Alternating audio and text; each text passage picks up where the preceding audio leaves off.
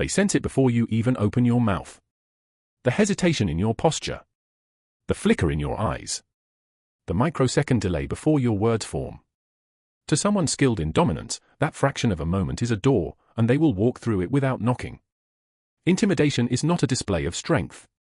It is the performance of strength. There is a critical difference. A man who is truly powerful does not need to lean into your face to feel it. He does not need to raise his volume to establish command. The one who reaches for intimidation is, at their core, seeking a reaction from you, because your reaction is the only source of the power they are trying to project. Think about that. The fear they generate in you is not theirs by nature.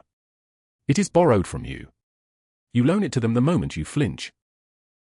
Niccolo Machiavelli, the Florentine diplomat who studied power with surgical precision across the courts of Renaissance Italy, wrote in The Prince that men are governed more by what they perceive to be true than by what is true. Intimidation exploits this gap between perception and reality. It manufactures the illusion of insurmountable dominance and then counts on you to believe that illusion before you have time to examine it. Today, we dismantle that illusion. Layer by layer. Tactic by tactic. You are going to learn 7 original psychological frameworks drawn from Machiavellian principles, behavioral psychology, and the science of high-stakes social interaction. These are not motivational phrases. These are operational tools, precision instruments that work by changing the architecture of any confrontation the moment you apply them. By the time we finish, the person who approaches you with pressure will feel as though they have walked into a room with no walls to push against. Speech balloon affirmation drop, calm beats pressure. Tactic 1, the silent stage, how to collapse their performance. Every intimidation attempt is a theatrical production. The aggressor is not communicating, they are performing. There is a stage. There is a spotlight. There is an expected audience reaction. And in this production, you have been unconsciously assigned the role of the audience who gasps on cue. When you understand that you are watching a performance, everything changes. You stop being a participant in the scene and start being an observer of it. That cognitive shift, from inside the frame to outside it, is where your power begins. Here is what the performer needs from you, a movement. Not agreement, not disagreement, movement. A verbal defense, an emotional flinch, a nervous laugh, an accelerated heartbeat that shows in your voice. Any visible reaction confirms the performance is working. It is the applause that tells them to keep going. Machiavelli observed in his discourses on Livy that the greatest strategic advantage in any confrontation is to force your opponent into a position where their actions reveal more about them than about you. When you do not react, you place them in exactly that position. They are performing for an empty theater. And performers without applause do not grow bolder. They grow self-conscious. The neurological mechanism here is called the mirror expectation collapse. When a person initiates a dominance display, their prefrontal cortex has already modeled your predicted response. The moment you deviate from that prediction, by remaining still instead of moving, their social threat processing loops back inward. They begin to question themselves, am I going too far? Why are they not reacting? Do I look desperate? You have done nothing except refuse to play. And that refusal redirects their entire psychological arsenal back at themselves. The mechanics of this tactic: keep your feet planted at shoulder width. Let your shoulders drop natural and level.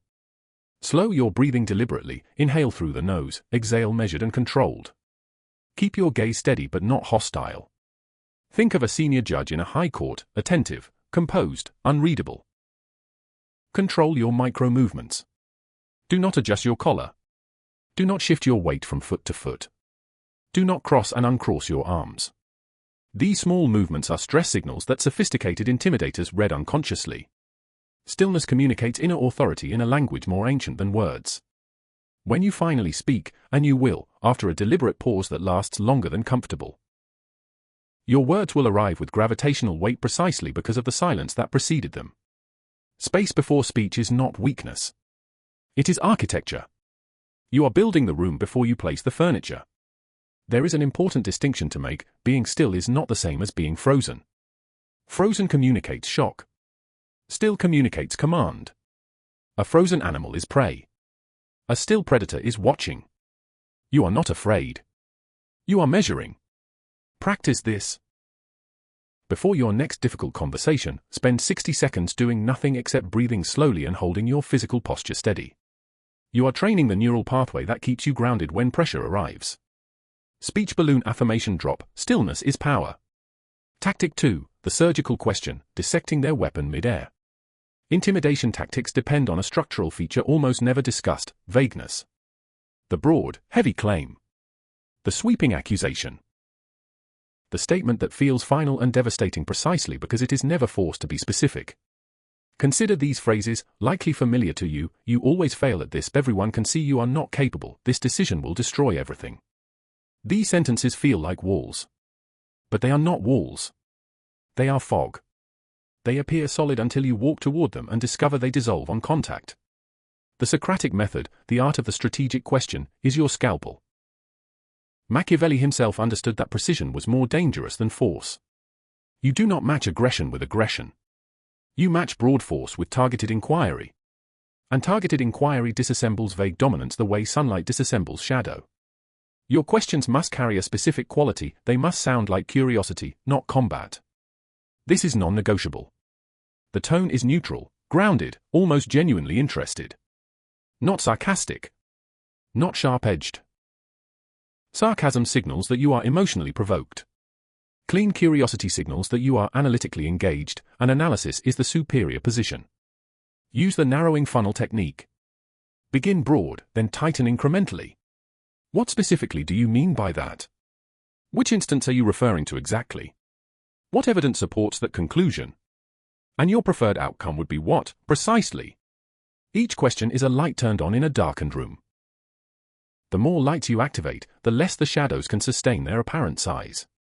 Intimidation built on exaggeration cannot survive the precision of specificity.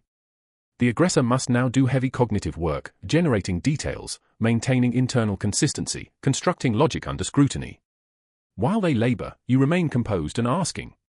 There is a status economics principle at work: whoever is explaining is spending status. The interrogator holds status. The justifier burns it. By asking short, surgical questions from a position of calm, you have reversed the economic relationship of the interaction without raising your voice. There is a secondary benefit: questions anchor your own mind in analysis rather than defense. Instead of thinking, how do I protect myself, you are thinking, what is actually being claimed here? That single pivot transforms your internal experience of the confrontation. You are no longer inside the pressure. You are examining it from the outside. When pressure is forced to explain itself, it shrinks. That is not metaphor. That is the mechanics of social influence. Speech balloon affirmation drop, questions are my weapon. Tactic 3, the tempo trap, why authority never hurries. Urgency is the lifeblood of intimidation. Without urgency, the tactic has no pulse. The aggressor needs you to speed up, faster thinking, faster speech, faster emotional response. Because speed compresses your decision-making space and eliminates reflection. In compressed space, your reactions are involuntary. In expanded space, your actions are chosen. This is the foundational insight: pressure is time compression. The counter is deliberate tempo. In the 16th century courts that Machiavelli studied, skilled diplomats understood a principle that behavioral scientists would confirm for centuries later. The individual who controls the pace of an interaction effectively controls its outcome. Speed signals urgency. Urgency signals vulnerability. Deliberateness signals abundance, specifically, the abundance of someone who has nothing to fear from a slower clock. Your breathing is the root of your pace. When the nervous system detects threat, it accelerates breathing, which elevates vocal pitch, which increases speech rate, which broadcasts anxiety. Interrupt this cascade at its origin. Slow the breath. Inhale through the nose for 4 counts. Let it settle in the lower chest. Exhale for 6. Speak on the exhale. This technique is not relaxation, it is operational neurological regulation. You are manually overriding the threat response acceleration loop. You are telling your nervous system, this is manageable. And it will believe you, because body signals inform mind state with extraordinary speed. The contrast effect works powerfully in your favor. When someone is speaking fast and loudly, and you respond at half their pace with a lower, more measured voice, observers unconsciously assign stability to the slower person. Fast energy reads as strain. Measured energy reads as strength. You do not need to announce your composure. Your tempo announces it for you. Economy of motion supports this. Minimize hand gestures. Reduce postural shifts. Place your words down like deliberate stones rather than throwing them. Each contained, unhurried sentence communicates, I have considered this. I am choosing this. I am not being pushed by anything external. Use this as your internal compass. Pressure accelerates. Authority decelerates. Whenever you feel the pull toward speed, treat that pull as your signal to slow down further. Remember that slow does not mean sluggish. Your articulation remains crisp. Your ideas remain clear. Deliberate pace is not the absence of energy, it is the containment of energy. And contained energy is vastly more impressive than scattered energy. Speech balloon affirmation drop, my pace wins. Tactic for spatial sovereignty, hold your ground without a word. Before any word is exchanged in a confrontation, a spatial negotiation has already begun. Most people lose this negotiation unconsciously, without ever knowing it took place. The territory of your body and the immediate space surrounding it is psychological real estate. Intimidators understand this at an instinctual level, even when they cannot articulate the principle. They step close to trigger your retreat reflex. They loom to make you compress. They angle their body to occupy your visual field. Every inch you yield is a data point their nervous system files under. They have conceded ground. Continue. Machiavelli wrote that the prince who is perceived as strong draws strength from that perception. And that strength is most clearly perceived in the physical world before it is recognized in the verbal one. The body communicates before the mouth does. And the body that holds its ground communicates authority the moment the interaction begins. Plant your feet at natural shoulder width. Distribute your weight evenly. This is your foundation. When the foundation is stable, your voice is stable, your gaze is stable, and your words arrive from a position of rootedness rather than drift. When someone advances into your space, resist the automatic reflex to step back. That reflex is hardwired. Social discomfort triggers spatial retreat as a default. The dominator is counting on that default. Override it. Hold for a beat. Let them be the one to register that they have crossed a boundary you are not vacating. If the advance is severe, a slight micro-lean forward from the hips, not aggressive, simply present, signals engagement rather than cornering. You are not retreating and you are not attacking. You are fully there. Your torso orientation matters more than people realize. Keeping your chest open and facing them squarely communicates, I am completely present, I am not partially withdrawing. Angling away, even slightly, is a spatial retreat that happens above the conscious threshold of awareness. Head position, keep your chin level. Chin down reads as submission. Chin up reads as defensive challenge. Level chin reads as grounded authority. Pair this with relaxed shoulders, not raised in tension, not collapsed in defeat, and you present a visual profile of someone who occupies their space with quiet ownership. Space is not just physical. It is the psychological territory expressed through your body's relationship to the room. When you hold that territory calmly, the architecture of power reorganizes around you rather than over you. The cost of escalation rises in proportion to how clearly you hold your ground. When the aggressor's body calculates that pushing further will require real effort, not just theatrical force, many dominance attempts simply dissolve. You have not raised a hand. You have not raised your voice. You have simply refused to be moved from the space that belongs to you. Speech balloon affirmation drop, my ground stays mine. Tactic 5, strategic detachment, cutting the emotional hook. Most intimidation fails if you simply refuse to pick up the emotional bait. The hook is the precision instrument of psychological manipulation. It is a statement, an implication, or a tone calibrated specifically to trigger one of four core emotional reactions: pride, anger, embarrassment, or the compulsion to prove yourself. The aggressor does not need to overpower you physically or logically. They only need to activate one of these four mechanisms, because once the mechanism fires, you stop acting and start reacting, and reactions cannot be taken back. Strategic detachment is the conscious decision not to grant emotional investment to a stimulus designed to extract it. This is not passivity. It is controlled selectivity. You are fully aware of exactly what is being said. You choose not to let it penetrate to the level where it can drive behavior. Machiavelli was explicit in the discourses: the ruler who can be manipulated through his own passions has already surrendered the most important citadel, the one inside his own mind. Strategic detachment is the defense of that interior citadel. The first operational step is internal labeling.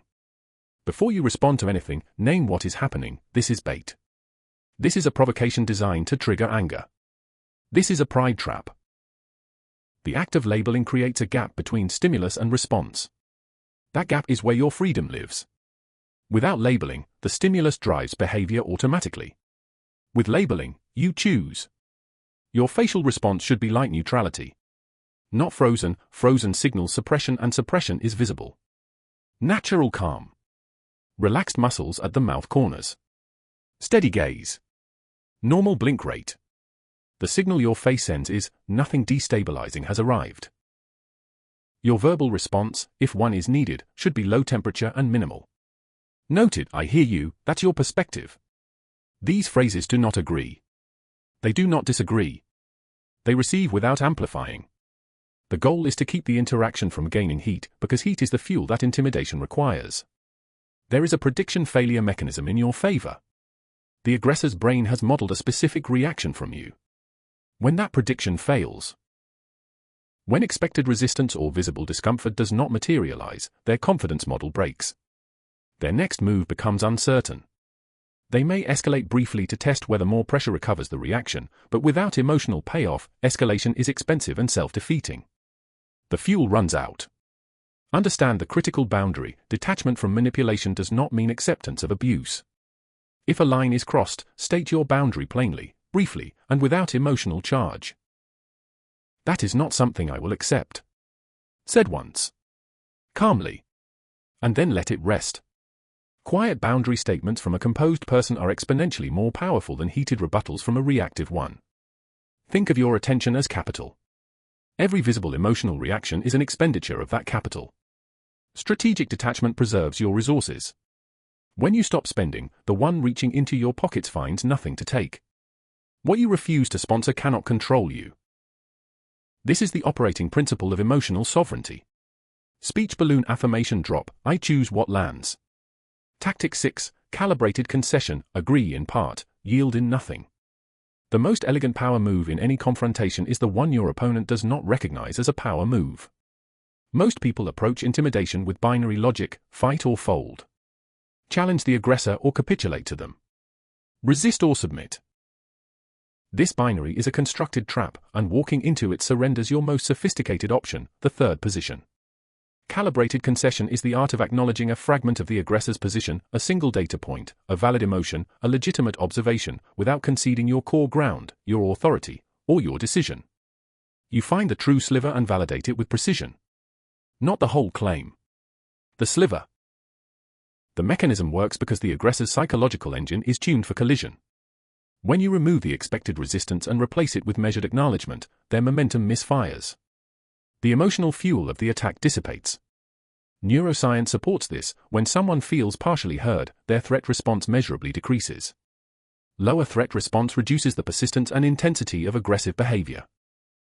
You are regulating their nervous system without appearing to do so. Machiavelli knew this principle well. The skilled prince never wastes force on battles that can be won through diplomacy, because every battle fought leaves marks, on relationships, on reputation, on the energy available for future encounters. Calibrated concession wins without leaving marks. Use these formulations precisely. There is a point in that perspective. I understand why you would read it that way. That concern has some basis. I can see why that matters to you. Each phrase validates the existence of their viewpoint without granting it authority over your decisions. You are recognizing that their perspective is real, not that it governs reality. This distinction keeps your autonomy fully intact while appearing to extend generosity. After the acknowledgement, anchor your position with brevity. That's one perspective. Here is mine. I understand your concern. My decision remains. Brevity here is critical. Every additional sentence you add to defending your position is a withdrawal of confidence. Short statements signal certainty. Long justifications signal doubt. This is verbal aikido. You redirect the incoming force rather than blocking it head-on. The energy passes through and dissipates against your composed acknowledgement rather than crashing into rigid resistance and creating shockwaves. You yield the friction point. You keep everything else. Remember, you can grant acknowledgement without granting authority. Those are two different currencies. Spend the first when it serves you. Protect the second always. The one who can AF. For to recognize another's viewpoint without being threatened by it is the one who is truly standing on solid ground. Speech balloon affirmation drop, I yield nothing. Tactic 7, the sovereign exit. How you leave defines what they remember. The middle of a confrontation is where tactics are deployed. The ending is where the verdict is written. Social memory is not an objective recording. It is heavily weighted toward endings. Psychologists call this the peak end rule. People remember an experience primarily by how it felt at its most intense moment and, crucially, how it felt at the end. The closing moment becomes the memory anchor. It is the dominant impression that replays when they think about the encounter later. The person who leaves calm owns the narrative. Intimidators understand this intuitively, which is why they fight for the last word, the final jab, the parting shot designed to leave their impression on the closing moment. They want to control the ending precisely because they know it controls the memory. Your sovereign exit denies them that control, not by fighting for the last word, but by making your composed departure the final, lasting image. Once your position is stated, your boundary is set, and your acknowledgement is given, there is nothing left to accomplish by remaining in the tension. Every additional exchange at this point is an invitation for them to plant a hook. You disengage. Deliberately. Unhurriedly. The mechanics of the sovereign exit, your final sentence is delivered at the same measured pace as the rest of your speech, no trailing uncertainty, no speed increase that signals relief at escaping. Use clean, final language. I've made my decision. We can revisit this if new information emerges. This conversation is finished for now. Short. Complete. Inarguable. Then move. Not abruptly. Abrupt movement reads as escape. Instead, a smooth, natural reorientation. Gather what is yours without rushing. Straighten your posture deliberately before you take your first step. Walk at a natural pace or slightly slower. Do not accelerate. Maintain your facial composure through the entire exit window, and critically, until you are fully out of their sight. Many people hold control during the conversation and release it the instant they turn away, shaking their head, exhaling loudly, muttering under their breath. That leakage is visible. It retroactively transforms every previous calm signal into performance. Maintain neutrality until you are completely clear. Do not send follow-up messages in the next few hours fueled by residual adrenaline. Do not relitigate the encounter immediately with third parties. Time and distance protect your authority. The composed exit needs time to set, like a foundation that hardens as it cures. Understand the deepest principle here: dominance is not proven by forcing continuation. It is proven by choosing conclusion. The one who can disengage without agitation has demonstrated the most fundamental freedom, freedom of position. Freedom of position is real leverage. Real leverage does not need to announce itself. Each composed exit writes data into your nervous system. Your brain learns, I can disengage without being destroyed. Pressure does not own me. Each time this is reinforced, the next confrontation requires less energy to navigate. You are not just winning the immediate encounter. You are building the architecture of a mind that cannot be intimidated. Speech balloon affirmation drop: I walk in power. Intimidation only survives inside one environment: your unexamined reaction. It requires your pulse to accelerate, your thoughts to scramble, your words to rush out uncontrolled. The moment you understand the mechanics, that pressure is staged, that emotional hooks are calculated, that dominance attempts are structured performances requiring your participation, the entire apparatus loses its power source. You now hold a complete counter-framework built on principles that Machiavelli documented, that behavioral scientists have since validated, and that every person who has ever stood unshakable in a high-pressure moment has embodied. The silent stage. Collapse their performance by removing the audience reaction. The surgical question: force their vague weapons to explain themselves in the light. Deliberate tempo: let your measured pace communicate what no volume ever could.